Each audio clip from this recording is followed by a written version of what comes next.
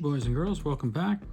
I got a quick pattern here for you, something I've been kind of putting together and trying to find good combinations that it's going to make it look the most realistic. What we have here is a Slate Drake pattern. You can see the biggest distinction on the back is this little white stripe. Essentially, these are a swimming mayfly and very short tails, usually 3. Probably only about a half the body length or less, but they'll swim and they're more or less folding their bodies like this as they're going through the water, and these little tails help propel them. Legs are very short, very blocky head, but very clean also, and not a lot of legs or breathers, things along that line that are distinctive because they are small. I mean, what we have here is a size 14, 3mm bead. This is Orvis's jig hook, MP2A. I just have Mun. These are 3mm metallic black. What we have here for the stripe that I'm using is just a white or a cream thread. For the dubbing, got Fulling Mills. This is a new product I have. It's called Tactical Micro Flash, but it's rusty brown as a color. What else do we got on this? Oh, here we got, for the ribbing here, we got some medium size D-rib. I say medium because when you get down to the small, a lot of segmentation in there, and you just kind of lose it. It's not distinguishable enough, for the size of bug that we're using here. So, yeah, let's get right to it here. I'll show you what we got.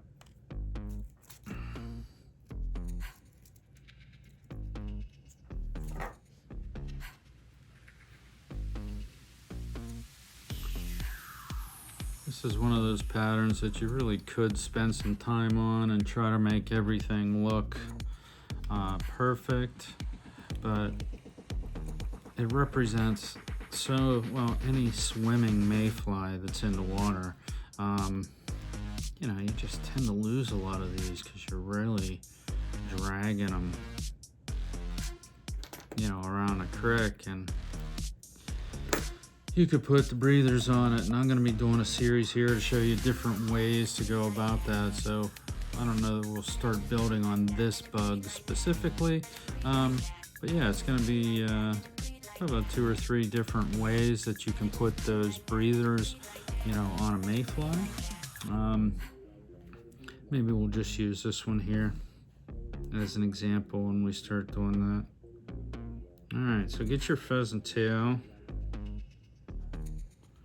Pull out 3 fibers. Make sure the tips are lined up. Jerk them off.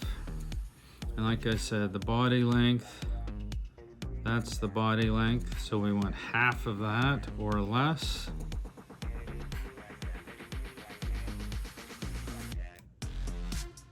Tie those in, roll them over the top. Just make sure everything's on the top there as far as the tailing fibers. Okay, get those out there. Get a wrap underneath them. I'm gonna stand up a little bit.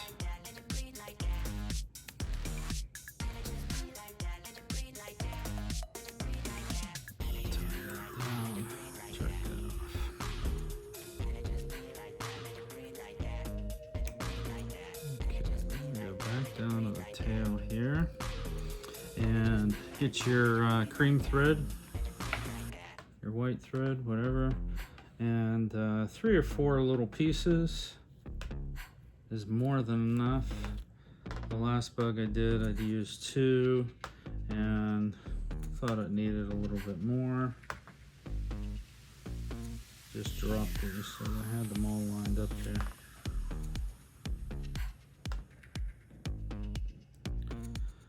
All right, so you got your 3 little fibers there.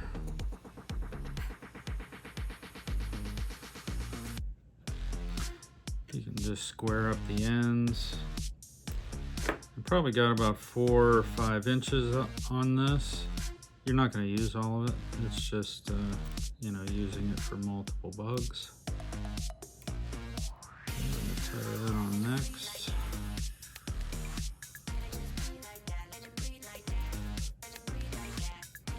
Make sure that's covered well.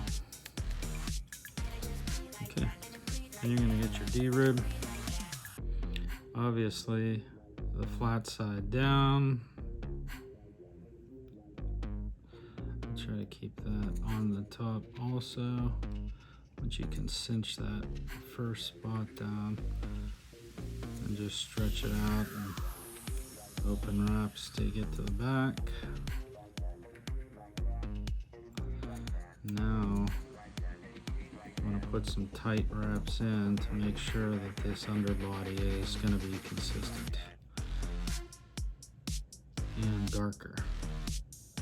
Because this D-rib, you can kind of see through it. Get that off real quick. Start that D-rib in the right spot. And just try to give it a little bit of a backward pressure to keep that segmentation tight. Keep your tension consistent, and just work it all the way up to the head. Like I said, these ones we have in the little Hannah, at least the swimming ones, are somewhat brown, somewhat grayish, but like I said, this pattern you can change the color, do whatever you need to try to match, you know, the hatch that's in your area. All right, so now you got your 3 strings here, and you want to put them on there and twist them. Okay, so they get a little bit corded up.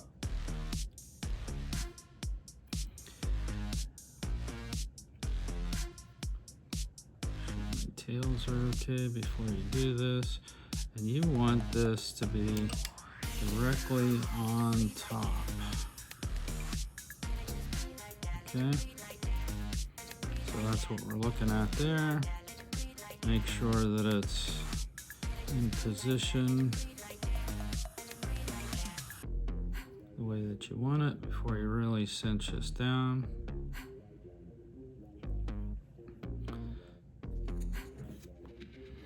Okay, and you're gonna get your UV.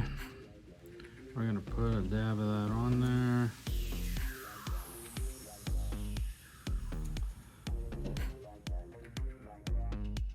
More or less just to give that body a little bit of fluorescence. Okay.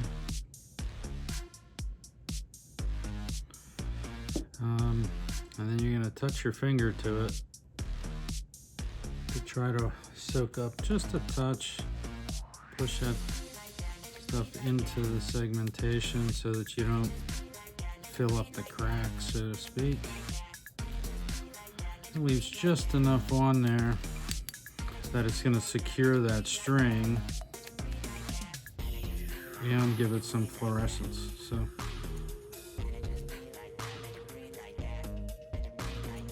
you can do it a couple different ways. If you wanted to use like a piece of mono, I've done that before. If you're not going to use that segmented body,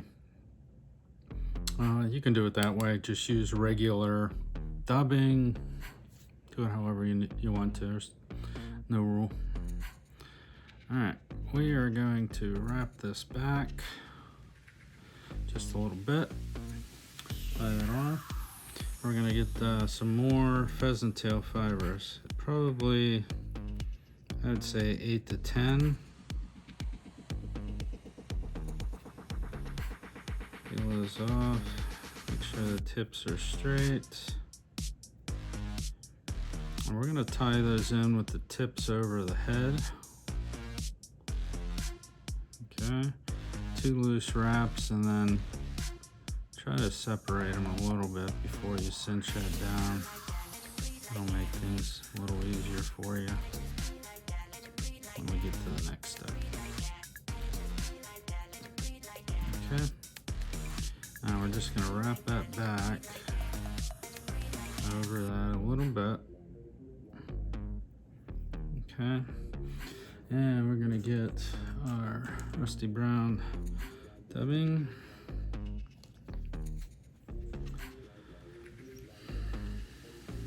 Try to make that noodle as thin as you can,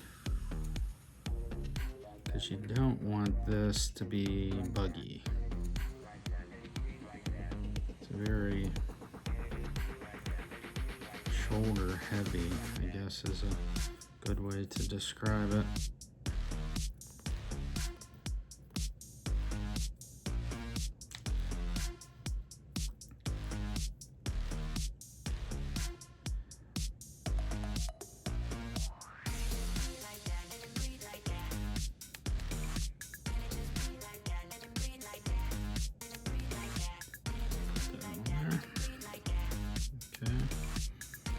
Now we're going to force these back.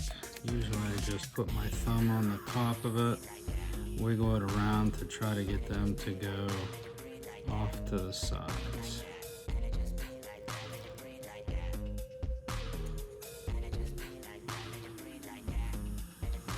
And once you get them where you want, pin them down a little bit better. We're going to bring this over the top. Kind of want these legs to go back. Length is not important because we're going to trim them. This thing doesn't have clinger legs. It's a swimmer, so they're real short. Make sure when you put that pheasant tail on there that you get it nice and flat. That way, you get kind of a good bump in there. Really cinch that down. Trim that off. Twist these up again and bring that.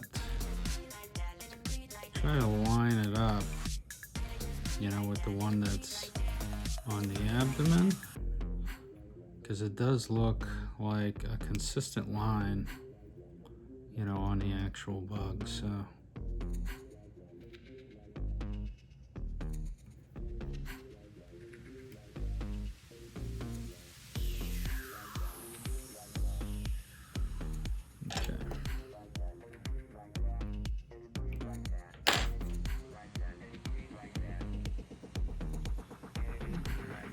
Finish that.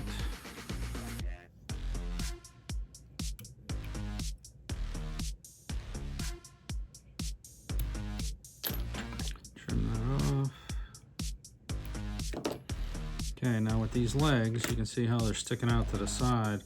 A lot of mayflies are like that, so if you want to leave it like that, that's fine. The Slate Drake is just part. Try to cut these at an angle towards the back, towards the tail, so we get them just on top like that. Okay, you can clean up the bottom underneath if you want.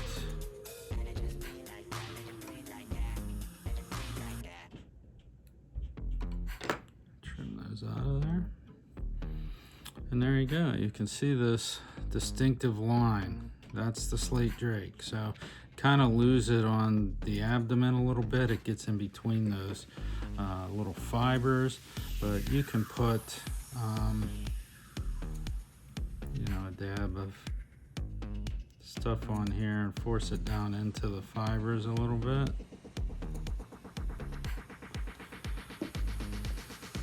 And hit it again.